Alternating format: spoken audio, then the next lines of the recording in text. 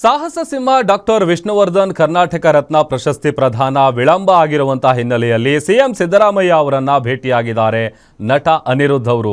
ವಿಷ್ಣುವರ್ಧನ್ಗೆ ಕರ್ನಾಟಕ ರತ್ನ ಘೋಷಣೆಯನ್ನ ಸರ್ಕಾರ ಮಾಡಿತ್ತು. ಕರ್ನಾಟಕ ರತ್ನ ಪ್ರಶಸ್ತಿ ಪ್ರದಾನ ತಡವಾದಂತಹ ಹಿನ್ನೆಲೆ ಮುಖ್ಯಮಂತ್ರಿಗಳನ್ನ ಭೇಟಿ ಮಾಡಿದ್ದಾರೆ ನಟ ಅನಿರುದ್ಧ್. ಸಿದ್ದರಾಮಯ್ಯ ಜೊತೆ ಮಾತುಕತೆಯನ್ನ ನಡೆಸಿದ್ದಾರೆ. ಮೇನಲ್ಲಿ ಪ್ರಶಸ್ತಿ ಪ್ರದಾನ ಸಮಾರಂಭದ ಭರವಸೆಯನ್ನ ಮುಖ್ಯಮಂತ್ರಿಗಳು ಕೊಟ್ಟಿದ್ದಾರೆ ಅಂತೇಳಿ ಗೊತ್ತಾಗ್ತಾ ಇದೆ. ಅವರಿಗೆ ಕರ್ನಾಟಕ ರತ್ನ ಪ್ರಶಸ್ತಿ ಕೊಡಬೇಕು ಅನ್ನುವಂಥ ಕೂಗಿತ್ತು.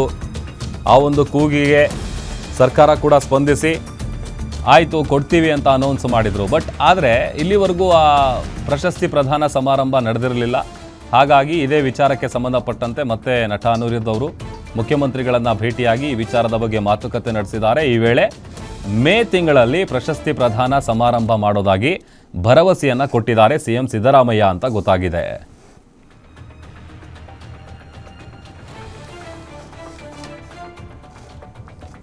ಅನೇಕ ಹಿರಿಯ ನಟ ನಟಿಯರು ಕೂಡ ಈ ವಿಚಾರಕ್ಕೆ ಸಂಬಂಧಪಟ್ಟಂತೆ ಮುಖ್ಯಮಂತ್ರಿಗಳನ್ನು ಭೇಟಿಯಾಗಿ ಅವರಿಗೆ ಕರ್ನಾಟಕ ರತ್ನ ಪ್ರಶಸ್ತಿಯನ್ನು ಕೊಡಬೇಕು ಅನ್ನುವಂಥ ಒತ್ತಾಯವನ್ನು ಮಾಡಿದರು.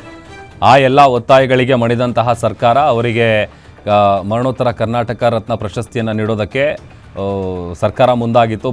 ಅದಿಲ್ಲಿವರೆಗೂ ಕೂಡ ಆಗಿಲ್ಲ ಅನ್ನುವಂಥ ವಿಚಾರಕ್ಕೆ ಸಂಬಂಧಪಟ್ಟಂತೆ ನಟ ಅನಿರುದ್ಧ್ ಅವರು ಮತ್ತೆ ಮುಖ್ಯಮಂತ್ರಿಗಳನ್ನು ಭೇಟಿಯಾಗಿ ಈ ವಿಚಾರದ ಬಗ್ಗೆ ಚರ್ಚೆಯನ್ನು ನಡೆಸಿದ್ದಾರೆ.